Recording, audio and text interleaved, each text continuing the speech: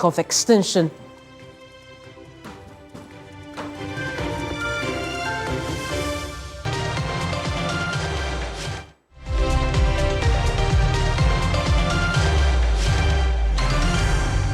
Central Live on TV3, I am Kemini Amano. And I am Mawina Egbeta. The bulletin starts right now.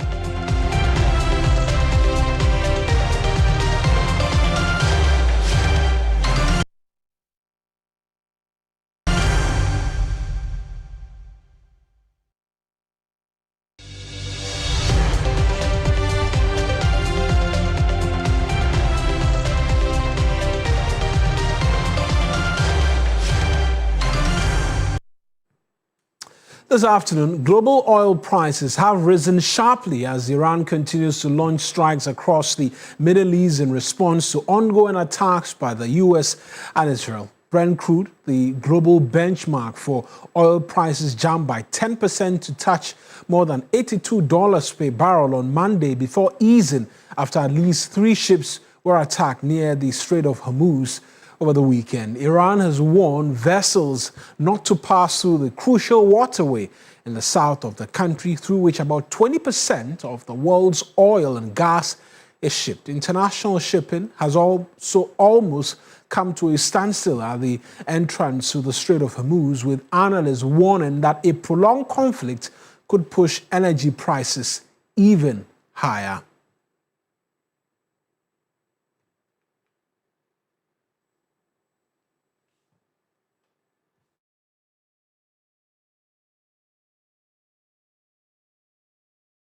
As you are aware, here in Ghana, fuel prices are reviewed in 2 pricing windows every month. Prices of petroleum products went up marginally as at yesterday, March 1, and this marks the 3rd time since January 2026 that fuel prices have increased. Now, with the war in the Middle East, should we be bracing ourselves for possible further fuel price increases is the question we're asking. But let's walk you through the details this afternoon as to what it is that we're learning since the conflict started over the weekend and what oil prices have looked like over the last few hours, really. Some of it has trickled into days now, 48 hours plus, since that conflict began. And this is what it looks like as we get onto our dashboard. Brent pretty much is the global index upon which a determination is made as to prices on the international market. And so we see the WTI crude as well, but more often than not, Brent is where a lot of the concentration lies. And that peaked at $82 per barrel as at this morning somewhat, but it's eased again to around the 70, 77 percentile regions per barrel, and that's in dollar ratings. And that has seen a 10% upward adjustment since the $61 per barrel, which we started the weekend with. By 12 hours since the first rockets began to touch base in Iran, we began to see that immediate escalation in terms of prices go up. But what are we seeing play out in terms of everything, the supply and risk factors, which has the potential to affect us here in Ghana? And so we know that 20% of the global oil supply transits the Strait of Hormuz, and that's controlled by Iran, a country which is central in the conflict which we're experiencing in the Gulf region and somewhere in the Middle East as well. So any suspension or increases, or any suspension of a thoroughfare through that part of the world means a risk in premium on prices for all of us. And what do we know so far? That 3 ships have been attacked along that line over the weekend, and ship insurers are as well pulling coverage, effectively reducing commercial oil shipping even if the strait isn't formally closed, which means that no insurance company is willing to guarantee for ships to go through the Strait of Hormuz because 3 ships were over the weekend attacked, and that could only mean concern. We know that the oil-producing countries have announced that they are going to ramp up oil production by some 206,000 barrels per day to seek to close the gap in terms of deficits being created as a result of this Hormuz and its related challenges. But analysts say 200,000 plus will still not be enough to close the deficits that we're experiencing at this particular point in time. And they are projecting that oil prices could go $100 per barrel in the coming days if the tensions do not ease in the Middle East. And just by way of a picture for you, the Strait of Hormuz, which is controlled by Iran, central and pivotal in this conflict that we're seeing over the last few hours. I'm going to take all of this right now to Duncan Amua, who speaks for COPEC, and he's going to be helping us understand what all of this means for us right now. Mr. Amua, I appreciate you joining us this afternoon. And we've seen Brent hit 82. It's come down to around 77. I am unable to check right now what the prices are. But with increased infighting in and around the region, what potentially does this mean for us here in Ghana? Let me put it this way. Every single day that passes with the Strait of Hormuz hampered as it stands now, that you do not get cargo from Iran, Oman, Kuwait, and those other countries around, Qatar, go through the UAE, go through the Straits. Global supply is hampered by a minimum of 22%. Don't forget, before the onslaught, this escalation you're seeing now happened, we had oversupply globally, which had kept crude prices at a certain level reasonable. What this would do, effective today, which is the beginning of a closing week, is that every single day that you do not get the tankers go through that choke point, you are simply getting about 22 million barrels to 25 million barrels knocked off global supply. Mind you, the world is doing about 101 million barrels daily. And so if you knock off 22 to 25 million barrels daily, OPEC's 200,000 extra. Don't forget, OPEC largely also has to do with the Saudis and a lot of the Middle Eastern countries, including Venezuela. We still have to go through the strait. If you're knocking out Saudi and the others off the market because of the Strait of Hormuz, you are simply hampering about 22 to 25%. So if you do a quick number, as of this morning, we are seeing almost 10 to 12%. Crude is trading between 78 and about $82, $83 a barrel, depending on the benchmark you use. Every single day that goes by without some truce of a sort and without allowing the straits to have its functionality, the world will be seeing crude prices inch up. And as of this morning, like you indicated, we've seen some $6 to $8 a barrel added since the onslaught. It could go higher by close of trading today if we do not see the hostilities come to an end. For us here, in terms of pricing window, we've seen the first pricing window already kick in. We've seen marginal increases. If this should continue, what are the potential ripple effects at the pump for the Ghanaian? What could happen between now and the next window is that you may not be getting the type of cargoes that you got the last window at the same premiums.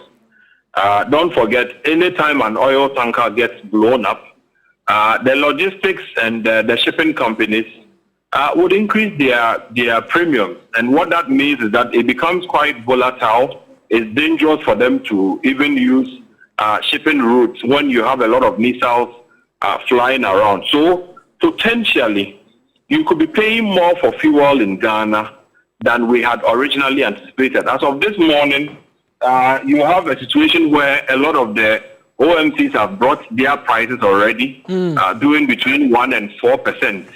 I will not be surprised if within the window, some of them come back, because the BDCs are still, on the market. They would continue to pay top dollar for their supplies. If their premium go up, there is a possibility that they would add it to the OMCs, who would add it to the consumer to go and pay for. So it's a fluid situation. We'll continue to monitor, but clearly, if the hostilities do not cease, we will be in for some trouble as consumers in Ghana, who simply would pay for prices that includes international market price movement. Right. And so if it goes up, then we may have to also tighten our belt here. And quickly, did you suggest that even before the second pricing window sets in, we could see prices move upward as a result of the BDCs still being on the market and bringing in oil? It's most likely that for the month of March, we may not be getting anything called reduction. It could be an upward trend. By how much, you cannot tell, but the danger that the Strait of Hormuz and the blockade that we have there on now portends is that you are doing 22-25% off global supplies, and that could be quite a lot of pressure until and unless, of course, Iran is looking to allow the passage, so that the world does not have to deal with that huge number that is currently not being transported. So for the month of March, consumers may have to brace up for increases here and there. It would have been our wish that you getting the NPA and the government assure Ghanaians that there's fuel. We would also be able to assure Ghanaians that we even have strategic stock that could also contain the situation for a couple more weeks. What you have currently has to do with the private capital, right, and how much the BDCs have in store for all of us. If the prices go up, I don't see the BDCs behaving like Father Christmas, when they would then go back to the market to pay premiums that are higher than they have originally. So we may not be in for any safety net. Boss is not really doing that much. Tor is also working hard to come back on stream. But as we speak, most of what we're consuming is largely coming out from importation. A final one from me in terms of what this means for us as well in terms of revenue. We do a lot of oil exploration, net exporter of oil. This will as well mean a bit more in terms of an upward trajectory of revenue for us. Yes, naturally, as an oil producing country, you should be getting a lot more money once crude prices go higher. Again, it's even a good enough time for us to renew calls for government to invest in a gas processor plant 2 or the train 2, so that the amount of gas volumes that we may be importing or even buying from West African gas pipeline, when prices surge like this, could be a saving to the Ghanaian taxpayer. So we should be encouraging the government to invest, particularly in building the gas train 2, so that as we export crude, we'll be able to also process enough gas for the domestic market and make the savings thereon. Right. Duncan, we'll leave it here. I appreciate you joining us this afternoon. I'm sure there's a bit more in terms of recommendations expected of the government. There are those who suggested that we get an address from the government in terms of what this could mean for us and the potential solutions which are being laid bare to ensure that it doesn't hit the Ghanaian hard. Where do you stand on this?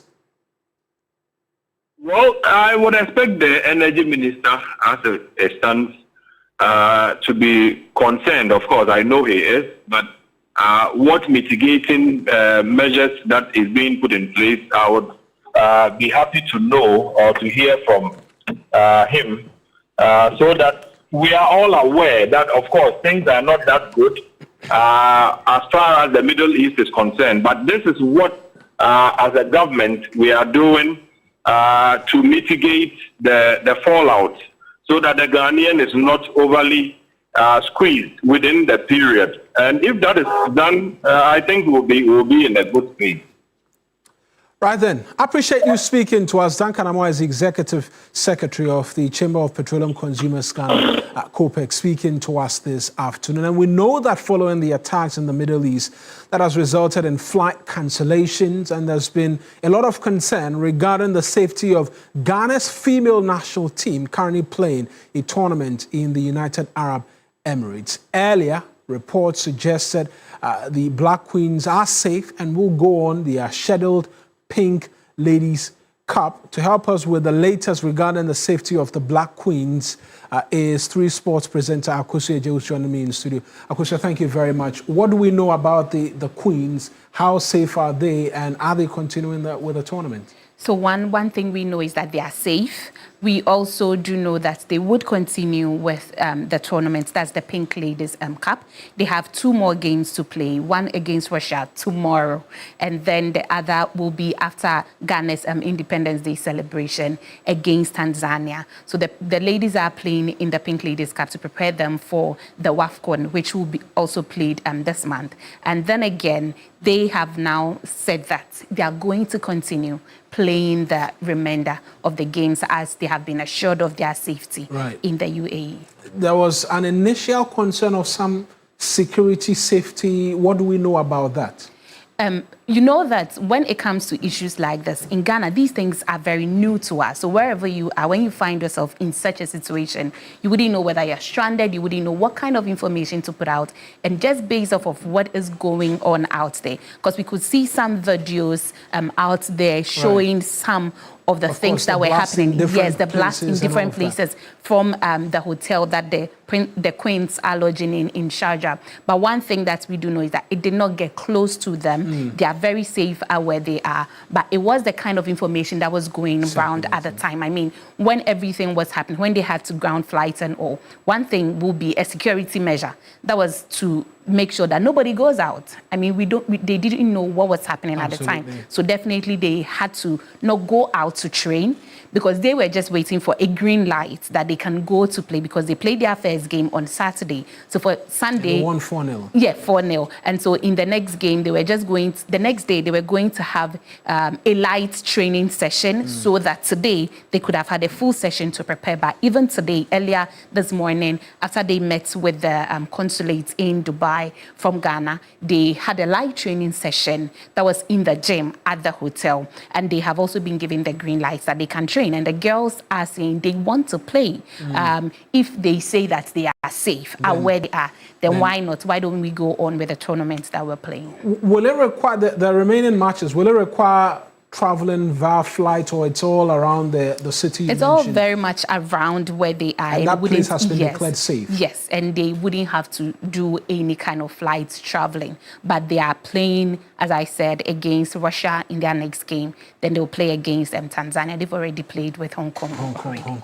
Just finally, there are those who ask the question, does it mean they have to be moved from where they are to another place? Is there a conversation like that coming up, or all of that has been taken from the information that we have gathered from the camp of the Queens, from the camp of the Ministry of Foreign Affairs here in Ghana, from the GFA, as well as from the Sports Ministry, they are safe where they are. Absolutely. They wouldn't have to move from where they are to any other place. And this morning, we've seen pictures of them, even at the gym. We've seen pictures of them with the delegation from governments who are in UAE. So they are safe where they are. They wouldn't have to travel. And so for the Black Queens camp, there's calm. The chaos is not around them. Absolutely. So for Ghanaians out there, that's a bit of information that everyone wants to put out there, that the Queens are safe. They want to continue playing in the Pink Ladies Cup tournament. Absolutely, Ayawaso. Thank you very much for those details. That's my colleague Ayawaso East with 3 Sport. But meanwhile, we know at least 9 people have been killed and 27 injured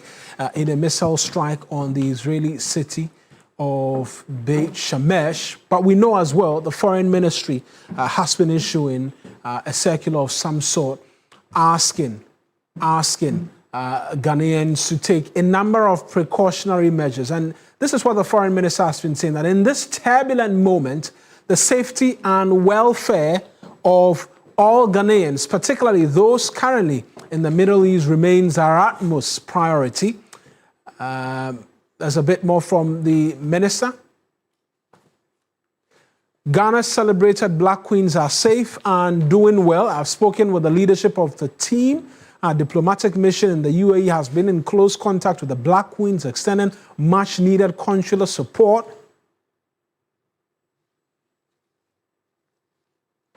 Right, and so that's it in terms of details from the minister. But I know there's a bit more on this particular subject matter because they are Ghanaians resident in those parts of the Gulf region as well. And that's where you're taking us right now. Indeed, because we know that at least 9 people have been killed and 27 people injured in missile strikes on the Israeli city of Beit Shemesh.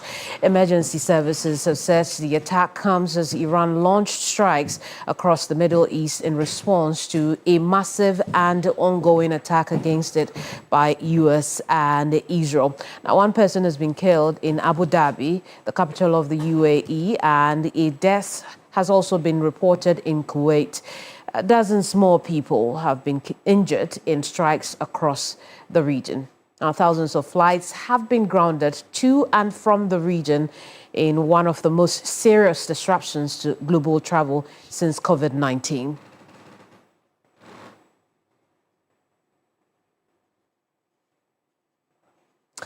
Let's head to the Middle East now, following concerns of the safety of some Ghanaians in this region. Jifa is a Ghanaian who was staying very close to the U.S. military base that was hit by U.S.-Israel coordinated missiles and had to flee her home. Let's have a quick chat with her. And Jifa, I see that you are in safety now, but take us back to when the missile hit. What really happened? It was really scary. It was really scary because we have never seen this before, and we just ran. Yeah, we just ran. And even the traffic, how to even get a place. There was a shelter close to us, but a lot of people were outside, so we couldn't get a chance to enter the shelter. So one of our friends is far away from the base. He said we can come to her house for the meantime. So we are just hiding here for the meantime until the further notice. Would you consider where you are now safe? I cannot, because we don't know. Yeah. The uncertainty with this must make it more frustrating because you don't know when something will hit. Yeah, we don't know. I see. Have you heard from other Ghanaians within the vicinity? What is the general response within the Ghanaian community?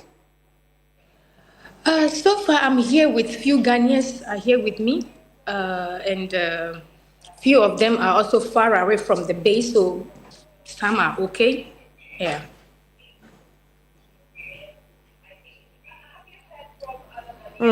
I see, Jifa. Yeah. I do want to talk about authorities there, Ghanaian authorities there, as to whether or not you have heard from the embassy in Bahrain regarding your safety or whatever could be done for you.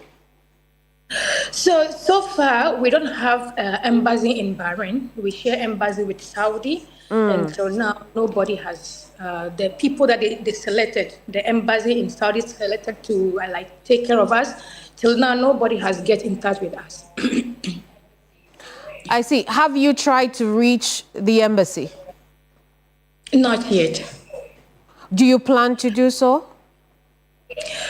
So now we don't know, so we don't even know what to think of right now. We just have our passport with us in case, if anything, so we don't know. The way the things happen, that we cannot even think of anything. Yeah.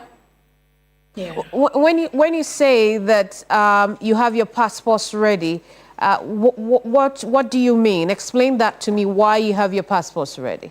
In case if we have to leave here. If you have to leave. Yeah, at least it will be able to, it's easy for us to do what? Because without passport, we cannot fly. So at least our passport is with us. If in case it gets out of hand, we know at least we can leave here.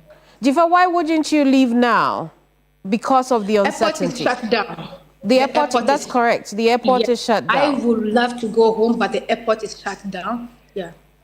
I see. It leaves you in a very tough situation, does it not? Of course, this is really tough because I've never experienced something like this. It happened last year, but it was not scary like this one. How long have you been in that part of the world? 12 years. 12 years. Yeah. How it must be really difficult. How does it make you feel that 12 years after living your life quietly in the country, you now don't even know what your next step will be?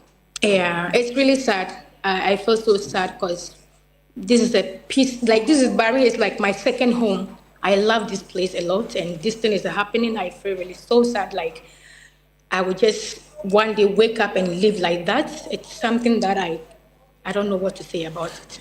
Diva, on a personal level, have you spoken to your family in Ghana?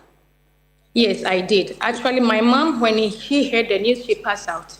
So I was able to talk to her yesterday. She passed out like she collapsed. They were putting water. So I only get in touch with my son. My son called me earlier and said, "Hey, we saw the news. Are you okay?" And then I said, "I am okay." But I didn't hear my mom, so I didn't know my mom's situation was very bad.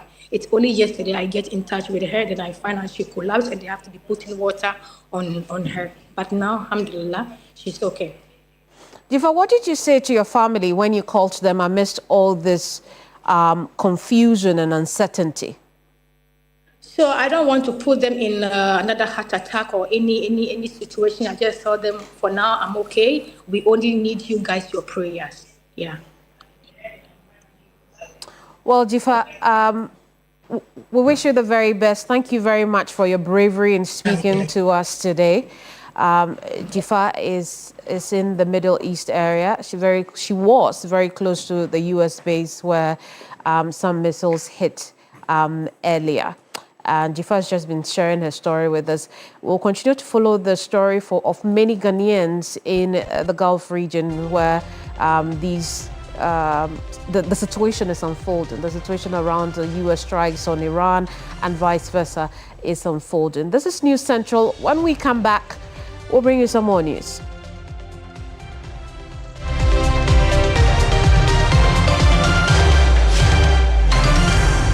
Who have stormed the headquarters of the Ghana National Association of Teachers over their unpaid salaries.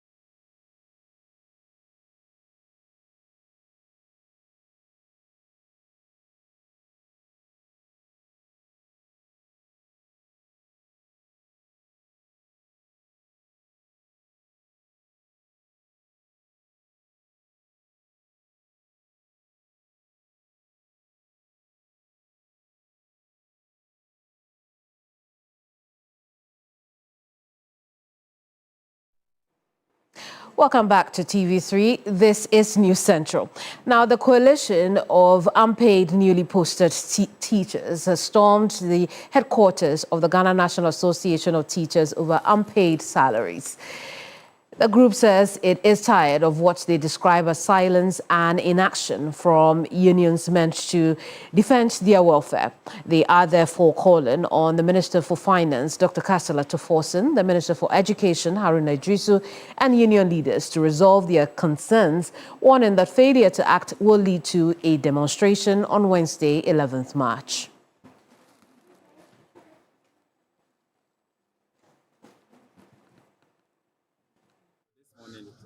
We are here on behalf of a larger number, that's the newly posted teachers from the colleges of education and then the universities.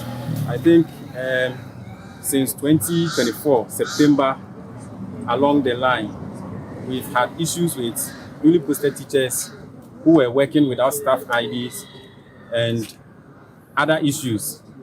We've come far, and to date, we have members who are still working without staff IDs, and a larger number of us who have also worked for 17 months without salary, even though with staff ID. Others who have gone 10 months, 12 months, 14 months with with salaries in arrears. So this morning we are here at the premises of NAT because we think we belong to a family. And to the best of my knowledge, I know that when a child is given birth to in a family, it is the responsibility of the family members to bring up the child so that he or she becomes a responsible child. Now, you can all attest that since the fight of this battle, we've been working all along by ourselves. And to our surprise, the very association or the very body whose core mission is to ensure the welfare of teachers, we think we have been neglected, we have been discarded. In fact, we are undervalued. And that is the reason why this morning we have come here to inquire from our association why they've been silent on the issue with newly posted teachers as far as staff ID generation and then salary arrears are concerned. Okay, so you had a closed door meeting with an official. What transpired? With one of the officials who mentioned his name as Mr. Isaac, Mr. Niba, yes. He received us and then he promised that, in fact, in as much as they've been silent, they've been working behind the scene. Now, the Accra High Court has dismissed an application by pressure group Democracy Hub, which sought to stop the EC from recognizing NDC parliamentary candidate Baba Jamal as a qualified candidate for the Ayawaso East by-election, citing alleged vote buying during the party's primary on February 7th. The court held that the process used by the group was incompetent. The decision by the High Court gives the green light for the Ayawaso East by-election to proceed tomorrow, Tuesday, March 3rd.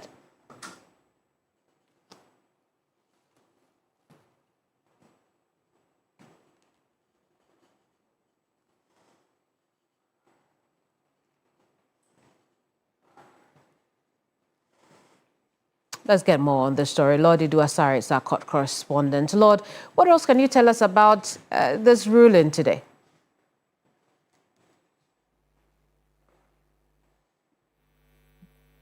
So like you rightly stated, you realize that Democracy have not gone to the High Court to get certain reliefs, but the defense, or the respondents, which was the NDC, also filed a counter application urging the court to dismiss their suit in its entirety because they indicated that the manner in which the Democracy Hub group approached the courts with the issues was incompetent or defective, in that, for example, they were seeking a mandamus and then a writ of summons, and they made the argument that for some of the relief that they were seeking, you don't use this manner to you don't use these processes to get those kind of relief. You need to escalate it to the Supreme Court. And so on those basis alone, we're praying the High Court to dismiss the entire writ as it were. And so the court based on that and indicates that although they had a case in that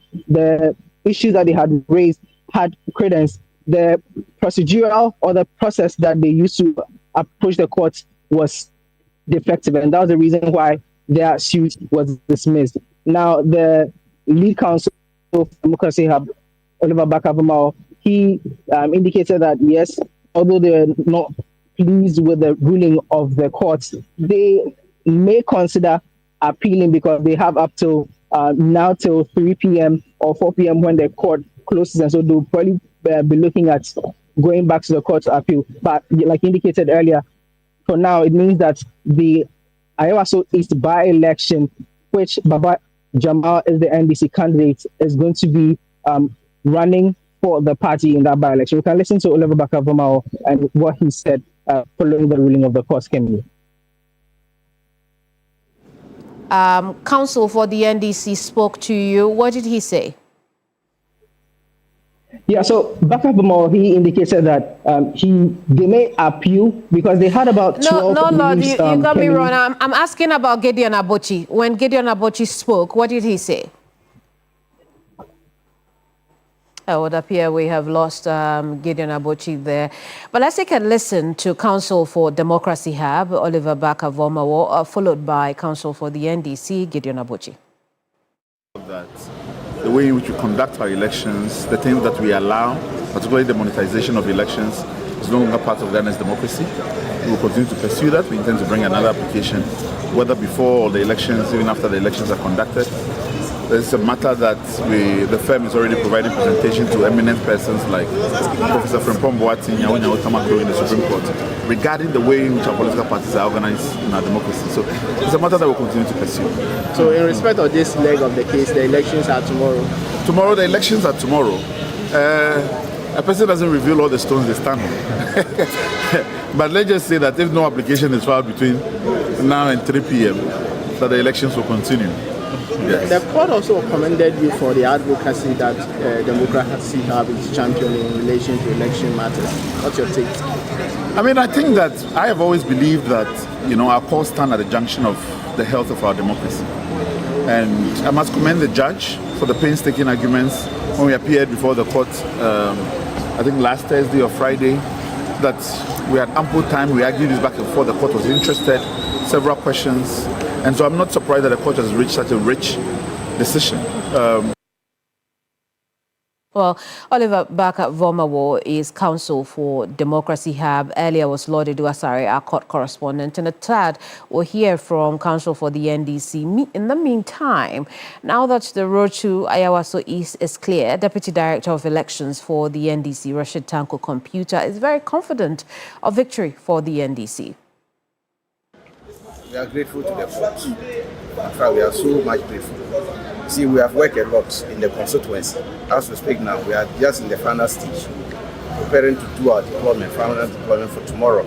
So this comes as a relief to us, because we know we are winning tomorrow. We are going to win with massive victory, and the gap is going to be wide.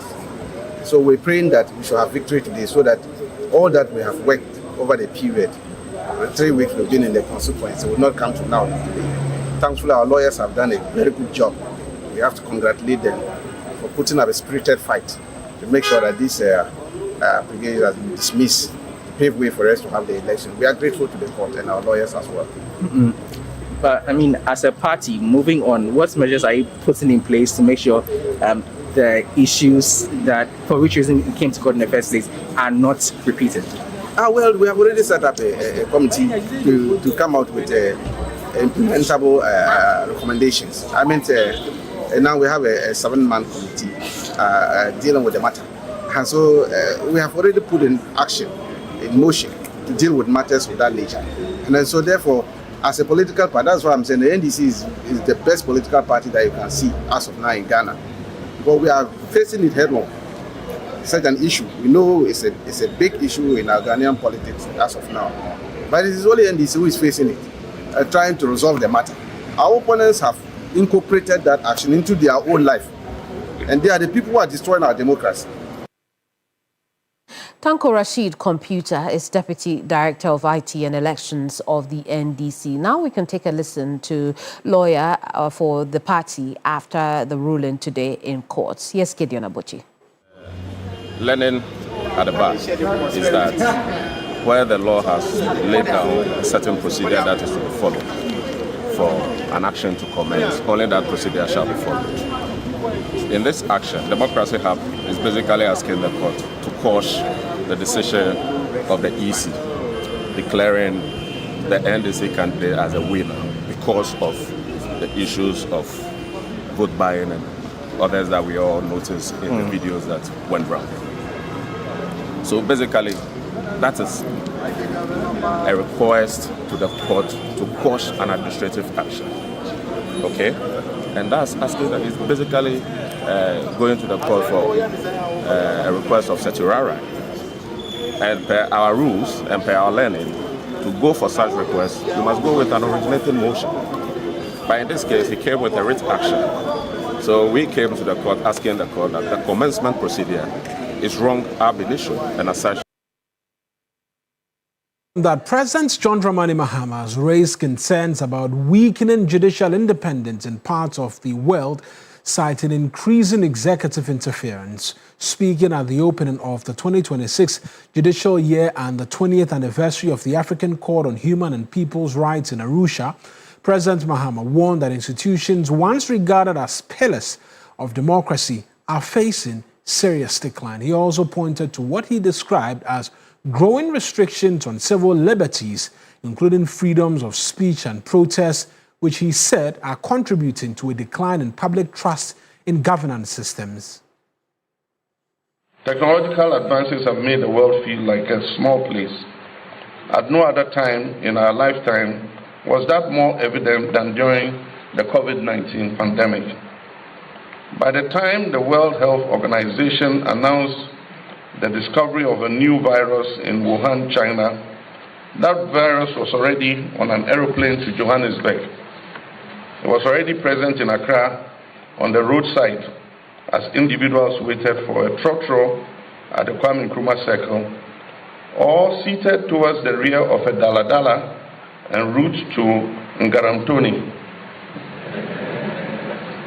If you look beyond Africa, what you find is that that facade of the so-called Global North, a group of countries that have long held themselves up as beacons of democracy and human rights, of liberty, justice, and the rule of law, is fast crumbling. Judiciaries are no longer independent. Citizens and lawful residents are being disappeared by mass law enforcement and then placed without due process indefinitely in detention centers. We see executive overreach and a steady weakening of legislative independence. We see violations of international law. Restrictions are being placed on freedom of speech, assembly, and protest. There's a general loss of liberties and a sharp decline in public trust in governments. Mwalimu Julius K. Nyerere famously said, "One does not judge one's state of health by comparing yourself to a sick person." For far too long, we compared ourselves to the West and used what we believe were their standards as our benchmarks for all our endeavors. Now, Member of Parliament for Ofuase Ayirebi, Kojo Nkrumah, is set to introduce the Public Financial Management Amendment Bill of 2026 to strengthen fiscal discipline and accountability in public spending. The private members' bill seeks to amend the Public Financial Management Act to ensure that the release of annual budgets is aligned with the country's development priorities as outlined by the National Development Planning Commission. Speaking at a stakeholder engagement on the proposed legislation, ranking on the Economy and Development Committee of Parliament, Nkrumah explained that the bill would restrict Finance Minister from releasing funds to ministries, departments and agencies, as well as metropolitan, municipal and district assemblies for projects that are not captured in the approved National Development Plan to curb unplanned expenditure.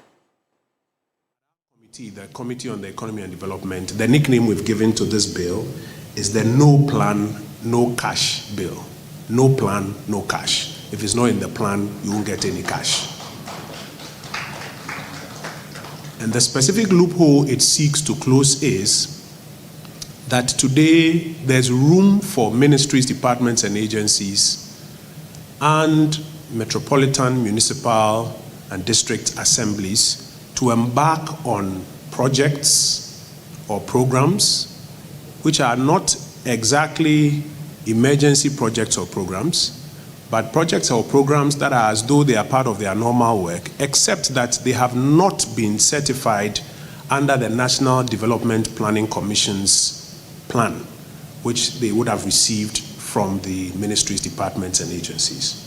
And so this amendment seeks to deny the Ministry of Finance the opportunity to fund such projects and programs. This is separate from contingencies or emergencies that may come up. But for regular programs and projects that have not been included in the strategic plan of the MMDA or the MDA to get certification, the object of this amendment bill is to deny funding for it until such a time that it is thought of, captured, and certified as part of the National Development Planning Commission's. Now, this afternoon, Gender Minister Dr. Agnes Namu-Mulati says some victims of the Russian sex video saga have begun receiving psychological support since the incident. The minister, along with Communication Minister Sam George, met the Russian ambassador to Ghana over the filming of Ghanaian women without their consent and the subsequent publishing of the video. In an interview with TV3, the minister revealed an assurance by Russian authorities to help the victims get justice. The ambassador had expressed his willingness to work with the government of Ghana when he met with the Minister for Foreign Affairs, and then when he met with myself, and then the Ministry of Gender, and then the Ministry of Communications. So that is in summation his willingness to cooperate and then ensure that justice is served. On the part of the ladies, where we are focusing is the social protection we want to give to them, the psychosocial support we want to give to them. And a couple of them have come up. We are in conversation. Sometimes it is just they hearing you say hello to them or checking on them, encouraging them that they have the strength to keep going.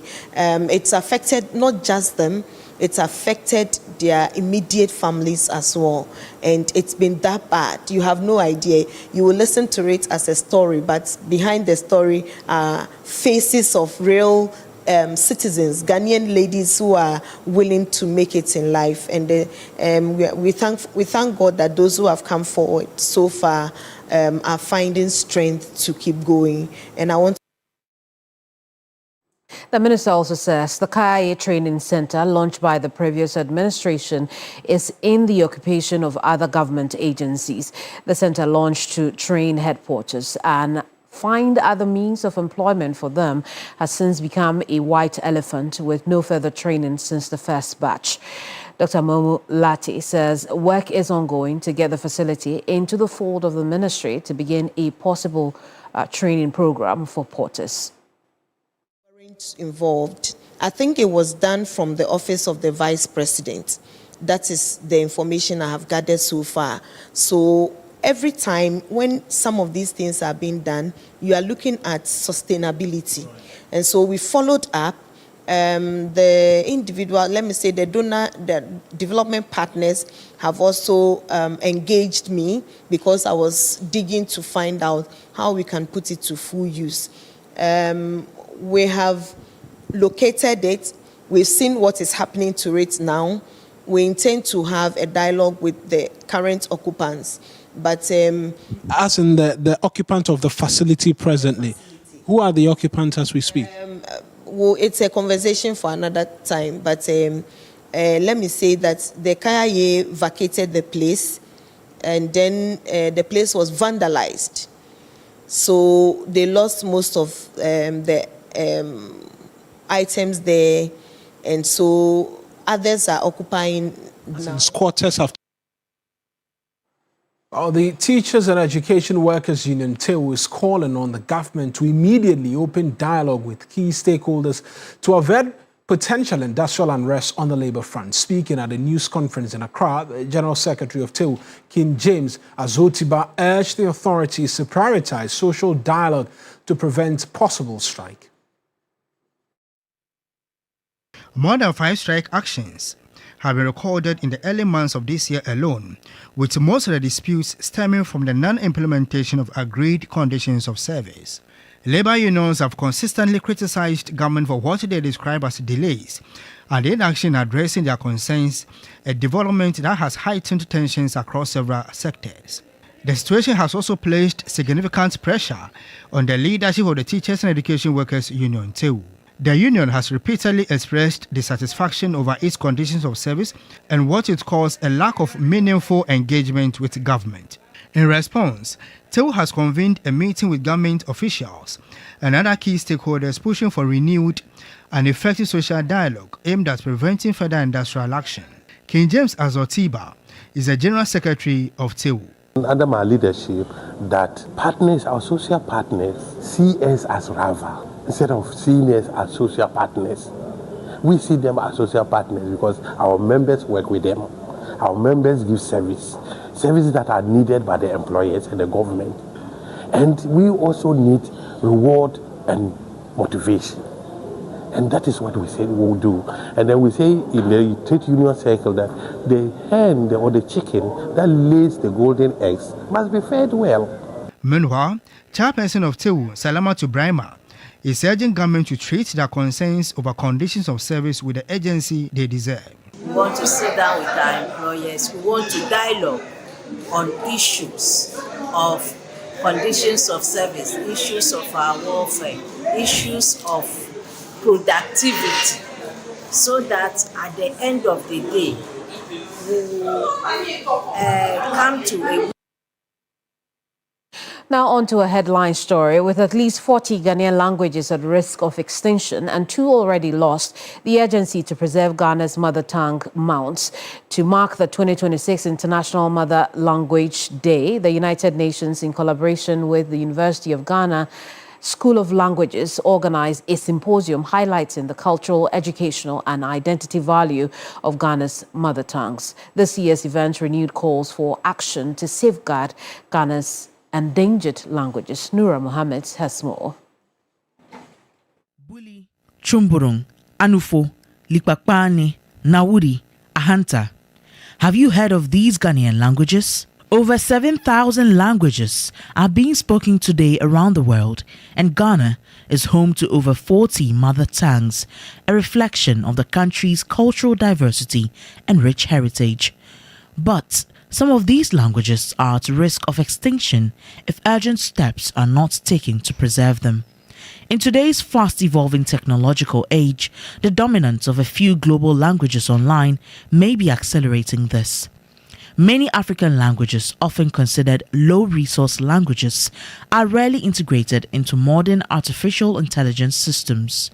As a result, AI-powered search platforms struggle to recognize and generate content in these languages they have not been trained on. But Professor Isaac Wiafe of the Computer Science Department at the University of Ghana, delivering a keynote speech at the 2026 International Mother Language Day Symposium at the University of Ghana School of Languages Department, stressed the need to properly structure Ghanaian languages and upload them into digital databases. We need water. The water of AI is data. Now, if this data that we put in is not good enough, then what comes out is also not good enough. All the GPTs that we are seeing, the ChatGPT, the DeepSeek, the Gemini, all those ones that we are seeing are based on data. Data floating on the internet. People generate content easily. And they are generating all this content in what? English.